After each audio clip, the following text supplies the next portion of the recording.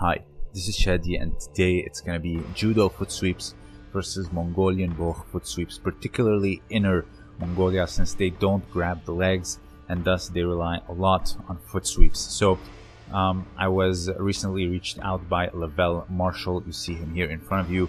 You might know him on Instagram as Rebel in the Wind Shaolin. He lives in Inner Mongolia. He wrestles in both Shuai Jiao and also bökh. And we started talking, and he talked to me about little subtle differences between the two. The jacket, how it's heavy, and it's a lot more different to create momentum and unbalancing. Also the cultural aspect, how they feel the movement and the motion of their bigger opponents like cattle and horses, which I found it really interesting. And also I asked him if he'd like to come to my channel and talk, and he said yes. So let me know down below if you'd like to see that. So before we start with the techniques, there's something to be established here, and that is the grips and the jacket. The jacket is heavy and thick, and you see here you put your fingers in it in order to grip.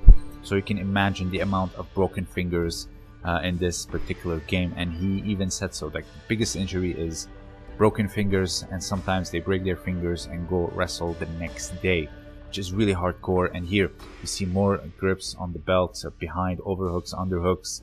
And also the shoes are gonna play a role because we're not barefoot in bökh wrestling, unlike judo. And also the surface can be like gravel, sand, snow, etc. But in judo, you have the gi. The gi, when you push and you pull, it really allows to have like a slack between the torso and your grip. Your grip is very loose, but at the same time it is firm, and that really helps with creating momentum and really moving someone around, as you see here, regardless of their weight. And that you cannot have that in bökh, and that really plays a big role. Also, when you are sweeping, you cup your foot almost like a golf club, and you like spoon the other foot or block it.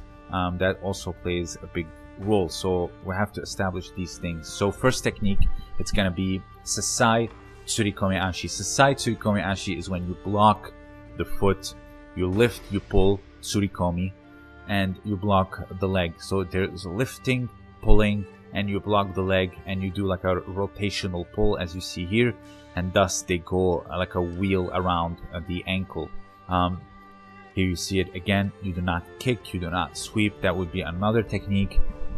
You just block the ankle and make them go around the axis of that blocking, your blocking foot basically. And the kuzushi, lifting and pulling, plays a very vital role in doing Sasai Surikomi Ashi. You can do it moving and statically. Now let's go to choho, what they call it in Mongolian bökh. As you see here, they're trying to achieve the same thing, but there's subtle differences. Let's take a look. So let's take a look at the upper body. He actually snaps him down and kicks with the leg. It's called choho. It means to hit. So it's not blocking.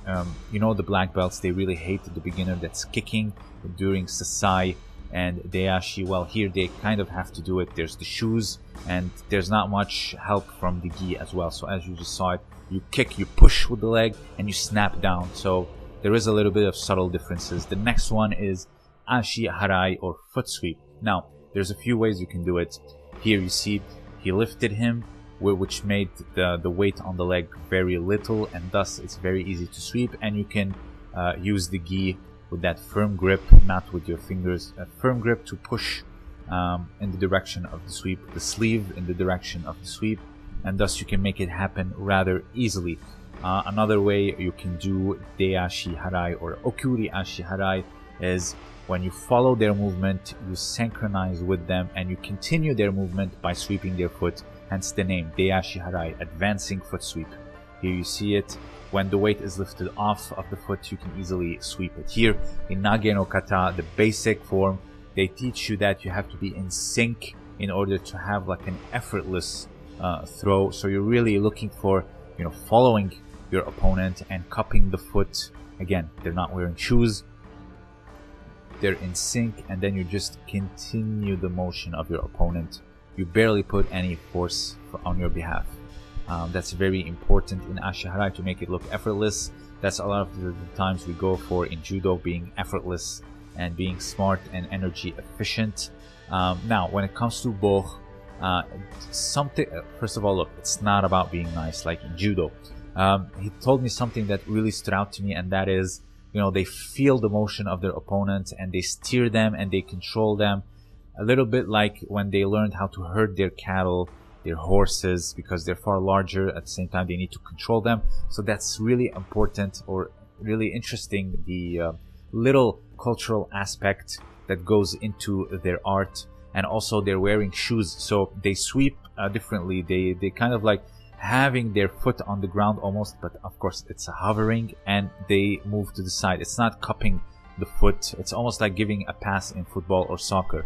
It might look a little bit like this one here, where you draw a semicircle and you continue the movement and sweep, but the circle is far smaller because of the gi and the grips and the slack, the momentum it gives. It's far easier to achieve that. Look here at Jofrida. She's in perfect synchronization with her opponent. Look at her foot, how it's like a spoon, and she just goes down. Look at one here.